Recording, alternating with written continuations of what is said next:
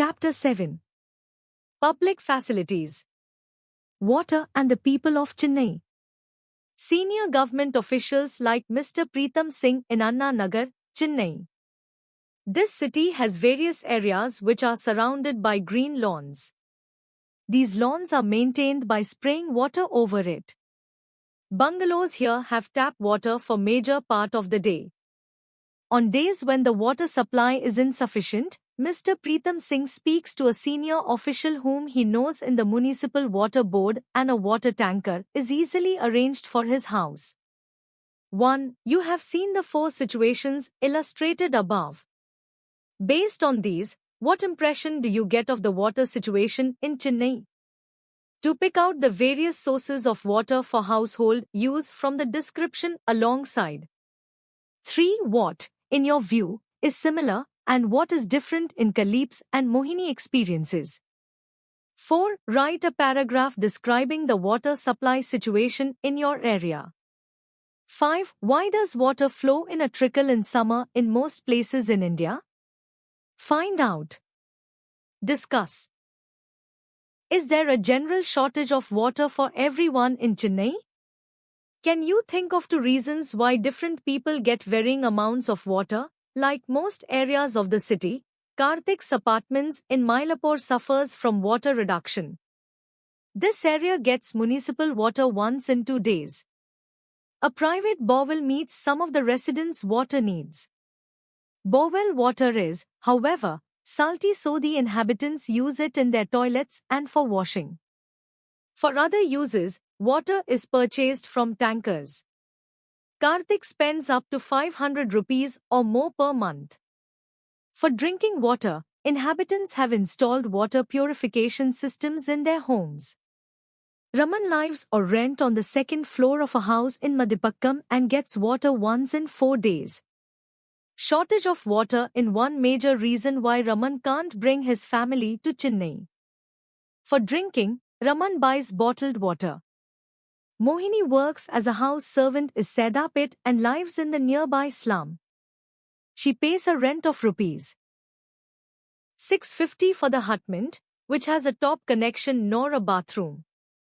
For 30 such hutments there is a common tap at one corner, in which water comes from a borewell for 20 minutes twice daily. A family gets or fill a maximum of 3 buckets within this time. The same water is used for washing and drinking. In summer, the flow becomes a trickle, so that one family gets water only at the cost of another. People have to wait long hours for water tankers. Water as part of the fundamental right to life. Water is important to live a healthy life. Not only is it necessary for us to be able to meet our daily needs, but safe drinking water can prevent many water-related diseases. India has one of the largest number of cases of diseases such as diarrhea, dysentery, cholera. A survey states that around 1,600 Indians die every day due to diseases which are caused due to unhygienic water. Most of the casualties are under the age of 5. If people are provided safe water, we can prevent most of such casualties. In Constitution of India, the right to water is a part of right to life under Article 21. It means that every person, whether he or she is rich or poor, must get sufficient water to fulfill daily needs at the price that he or she can afford. Every person must have universal access to water. In the past, we have seen several court cases where both Supreme Court and the High Court held that right to safe water for drinking is a fundamental right. More recently, in 2007, the Andhra Pradesh High Court restated this while hearing a case based on a letter written by a villager of Mahbubnagar district on the contamination of drinking water. The villager's right to water entitles everyone to sufficient, safe, acceptable, physically accessible and affordable water for personal and domestic use. United Nations, 2002. Complaint was that a textile company was discharging poisonous chemicals into a stream near his village, contaminating groundwater, which was the source for irrigation and drinking water. the judges directed the Mehboob district collector to supply 25 liters of water to each person in the village. Public facilities. Apart from water, there are several other facilities that the government needs to provide to every citizen. Two of these are sanitation and healthcare. Other facilities such as schools and colleges, public transport, and electricity are also important. Such facilities are called public facilities. The important characteristic of a public facility is that once it is provided, its benefits can be shared by many people.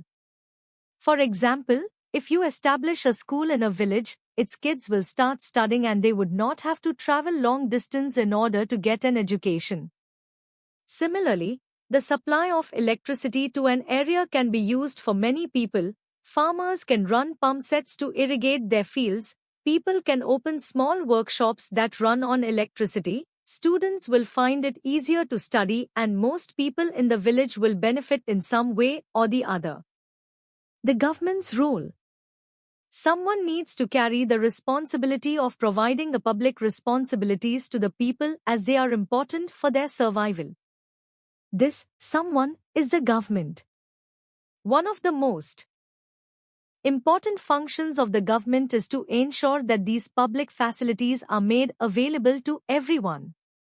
Let us try and understand why the government, and only the government, must bear this responsibility. Nowadays, a lot of private companies have started to operate in order to gain profits in the Indian markets. You read about this in the chapter on the story of a shirt in your Class 7 book. There is no profit to be had in public facilities. For example, what profit can accrue to a company for keeping the drains clean or running an anti-malaria campaign? A private company will probably not be interested in undertaking such work. Where does the government get money for public facilities? The Government of India, GOAL, presents its annual budget every year in the Parliament. Through this, people get to know about the expenses made by government on different welfare programs throughout the year and how much money it would be spending on the same in the coming year. In the budget, the government also announces the various ways in which it plans to meet these expenses. The main source of revenue for the government is the taxes collected from the people, and the government is empowered to collect these taxes and use them in such programs. For example, to supply water, the government has to incur costs in pumping water, carrying it over long distances, laying down pipes for distribution, treating the water for impurities, and finally, collecting and treating wastewater. It meets these expenses partly from the various taxes that it collects and partly by charging a price for water. With the set price, people utilize minimum amount of water on a daily basis. However, for other public facilities such as hospitals, school, etc., a private company might show interest in order to construct them. We have many of these, particularly in large cities. Similarly, if you are living in a city, you will have seen private companies supplying water through tankers or supplying water for drinking in sealed bottles. In such cases, private companies provide public facilities but at a price that only some people can afford. Hence, this facility is not available to all at an affordable rate. If we go by the rule that people will get as much as they can pay for, then many people who cannot afford to pay for such facilities will be deprived of the opportunity to live a decent life. Clearly, this is not a desirable option. People's basic needs depend on public facilities. Any modern society requires that these facilities are provided so that people's basic needs are met. The right of life that the Constitution guarantees in for all persons living in this country. The responsibility to provide public facilities, therefore, must be that of the government. 1. What are public facilities? Why should the government be responsible for providing public facilities? 2. The government can get private companies to deliver some of the public facilities. For example, contracts for building roads are given to private contractors. distribution of a close watch on these and ensure that they fulfill their commitment to reach these facilities to all people and to affordable prices. Why do you think the government must assume the overall responsibility for public facilities even when if it gets private companies to do part of the job? 3. Look at your water bill and find out what the minimum rate is for municipal water in your area. Does the rate increase as the use of water increases? Why do you think the government changes a higher rate for greater use of water? 4. Find out the various kinds of taxes people pay to the government by talking to a salaried person, a person running his or her own factory business, and a shopkeeper. Share your findings in the classroom with your teacher.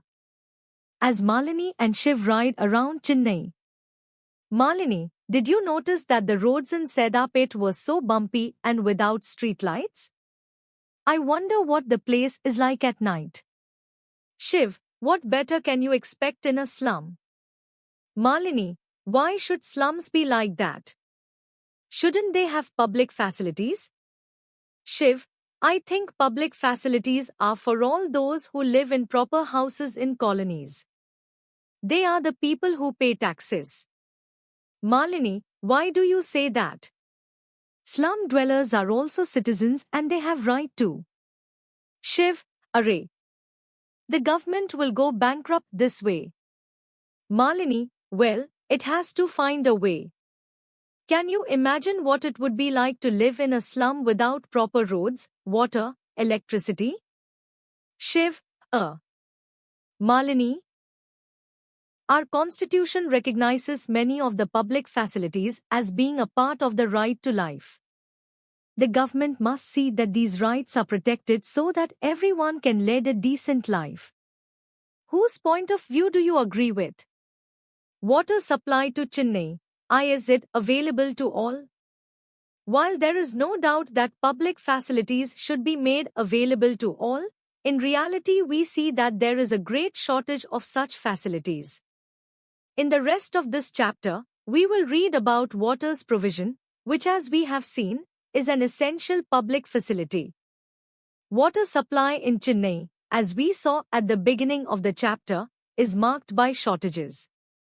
Municipal supply meets only about half the needs of the people of the city, on an average. There are areas which get water more regularly than others. The areas that are situated near shortage points get more water as compared to farther regions. The burden of shortfalls in water supply falls mostly on the poor. The middle class, when faced with water shortages, are able to cope through a variety of private means such as digging borewells, buying water from tankers and using bottled water for drinking. Apart from the availability of water, access to safe drinking water is also available to some, and this depends on what one can afford. Since water purifiers and bottled water industry has boomed, it has offered a choice to wealthy people. People who can buy these products can afford drinking water, while the poor are left out. Due to this, it seems that only those who can afford have access to clean drinking water. It is a far cry from the government's goal of universal access to safe and sufficient water. Taking water from farmers. As several regions in India face shortage of drinking water, it has opened an opportunity for the private companies on a large scale. Many private companies are providing water to cities by buying it from places around the city. In Chennai, water is taken from nearby towns like Mamandur, Palur, Kurunjingi and from villages to the north of the city using a fleet of over 13,000 water tankers. Every month the water dealer pay farmers an advance for the rights to exploit water sources on their land. This is water taken away not just from agriculture but also from the drinking water supplies of the villagers. Groundwater levels have dropped drastically in all these towns and villages as a result.